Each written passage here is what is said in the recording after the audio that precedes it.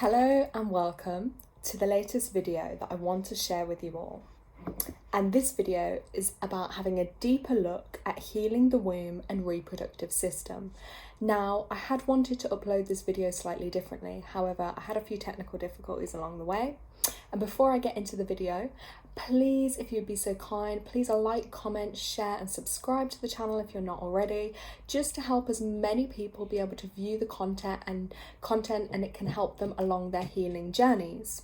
And again, apologies for any sound in this video as I'm not able to edit it at the moment. So with having a look at healing our womb area, with that comes certain troubles as women. We may come along at our path on life at different points, and some of us may suffer with some of these. So some examples would be PMS, PMDD, polycystic ovary syndrome, heavy periods, fibroids, endometriosis. So things that affect that womb area, or even issues potentially with infertility. Now, with anything I like to look at is, with womb healing, it's discovering what is the root cause. Because for many women, they may feel trapped and they may feel that there are no options for them, or they have to suffer in silence, or that they're having to rely on maybe the more medical side of things, which may not be what feels right for them. But when you can get to the root cause, that's when the real healing can take place, because you're getting to the root of it. Now, I'm going to raise some awareness to some pointers, so even if you have a pad and pen with you, you might want to make notes throughout this video and just have a think about some of the things that I bring to your attention. They're not to say they're right or wrong. If they align with you, great, and maybe they may prompt you on your healing journey to take a different look at things, maybe a more natural, holistic approach. So, the first point I'm going to make is looking at the relationship we have with our bodies and our emotions. So that's really tuning into yourself to look at what kind of relationship do you have with your womb space, and what energy is actually been stored there, because that energy, is stored from basically from birth and even ancestral. We carry on things from our mothers, our grandmothers, our great-grandmothers and so forth. So some things can be ancestrally passed along. Again, every relationship, every time you are intimate with another being, that energy again is stored there too. And also think about what your views on being a woman are and the body's natural cycles. Are you connected to that? Are you maybe disconnected? Do you embrace your femininity and the natural cause of being a woman? Or do you try and suppress that? Or maybe you don't have the knowledge or the understanding of that. And then looking at, pain that we're potentially holding there, and resentment or traumas that can be held in your sacral area as well. Things like being in difficult relationships, toxic ones, pain, traumas, abuse, that can be held in that area as well too. And it's about looking at those. So I will give you an example. So for instance, if we look at the condition of fibroids, which affects a lot of women, that is actually where there is a blocked chi energy. So that life force energy, that becomes blocked and stuck. And also hormonal imbalances can affect that too. And looking at it on a deeper perspective, fibroids then actually represent a challenge to our growth and restriction to its flexibility. So potentially feelings of feeling undervalued or unsupported in a relationship, and even difficult maternal relationships as well. Like I say, that can go back over generations. And are there emotional reasons behind the fibroids? I believe that yes, for a lot of women there probably is, if they tune into that. Because I know many people can go and have them, for instance, removed, but then they can come back again. And that's where we're here in this video, is about tuning in to discover that root cause, to heal it at the root cause.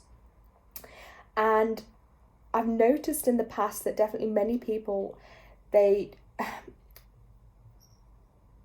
suffer with this a lot. And it's very common as well if there's like a lack of intimacy or real connection within relationships, because again, that energy can become stagnated or blocked there. And maybe even the sexuality has either disappeared or whatever within that relationship. And maybe even unemotional, you know? So relationship issues, especially if we look at, say, someone that's been in a relationship for a long period of time and they've had to hold in at pain and suffering and feeling unloved in that relationship, it will then have to manifest out in a physical way. And that sacral chakra thrives in that sensual environment. And when that is lost, as we said, that energy becomes stagnant, and then the flow of blood becomes stagnant, which can create those heavier, more clotted periods. And eventually then the fibroids can form. And then obviously, of course, behind all that frustration, resentment and dissatisfaction with the situation, of course, there's going to be a sadness too for the relationship and the situation and all that that person may have been longing for. And we all want that deep connection, that feeling of love and nurturing, and that's at that sacral center. So when that issue then gets ignored and things just carry on over time, ignoring, that means over time then those fibroids can grow, creating a bigger problem. And that's where then obviously people may have to have that physical intervention. But as we say, if that root isn't healed and that those emotions aren't dealt with and it still is stagnant, it'll find a way to break through in the physical. So anything, you know, on an emotional level that's not processed or dealt with or suppressed then comes out through the physical body. So healing fibroids, and I believe along with many other conditions that affect that area, is what it means for you is really learning to give yourself all that you yearn to receive, you know, everything you want from others, but you have to learn to love yourself first and overcome the feelings of inadequacy and accepting your personal power. And again, this is very true for women, again, that suffer with a lot of those conditions I spoke about in the beginning, and even strong like PMS, PMDD, you know, I myself have suffered with that, I think even sometimes nearly up to 2 weeks before I'm due on. And it's so, the bloating, the pain, it's a lot, the moods, but it is because deep down I think over the years there's a lot I have suppressed, and then it finally comes to a point where it's coming up to bubble up and it's like, whoa, I'm having to process and deal with it. And learning our personal power, and that is why I'm here to educate you and to help you learn about our power and our gifts of our monthly cycles as women.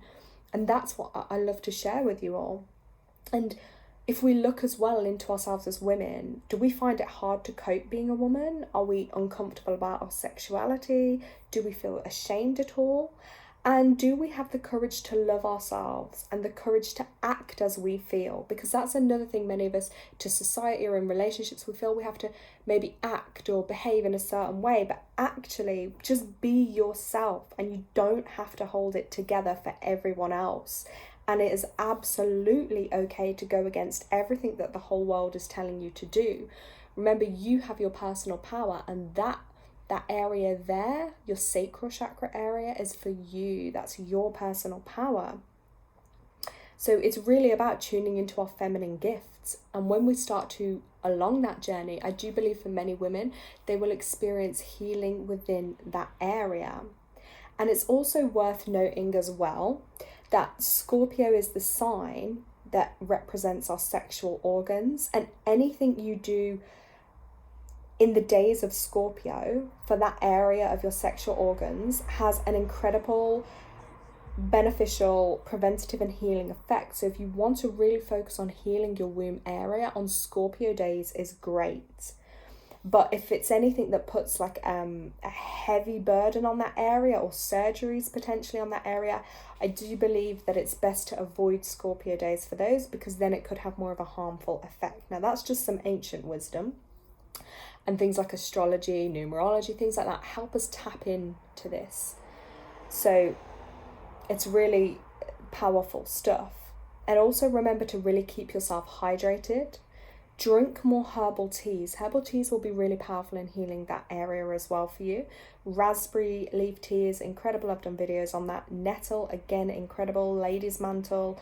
Like, that's just to name a few, but there are so many. So that might be something, again, to prompt you into looking more into the herbal side of things. But yeah, drinking those herbal remedies for any menstrual complaints, again, powerful if they're drank on Scorpio days. And also keeping a journal and reflecting on your relationship with your womb. So literally sit down, write out a conversation, have that conversation with that area, and really listen to what is being stored there and held on to. And I think for many of us, learning to see the blessing in our monthly cycle and our connection to nature instead of resenting that or going against it, if we embrace it, surrender to it, and learn to accept it and flow with it, I believe then all things within the body will flow and naturally work and heal in that area very powerfully. So these are some tips to help you get started on that journey. Energy healing is also extremely powerful as well. With the right energy healer, I do energy healings as well. So if you are interested in that, you of course can email me, thelarawayoflife@gmail.com. We can have a chat about that. But you have, I always like to make this clear, is you have your personal power, and it's up to you how you choose to work with that and use it.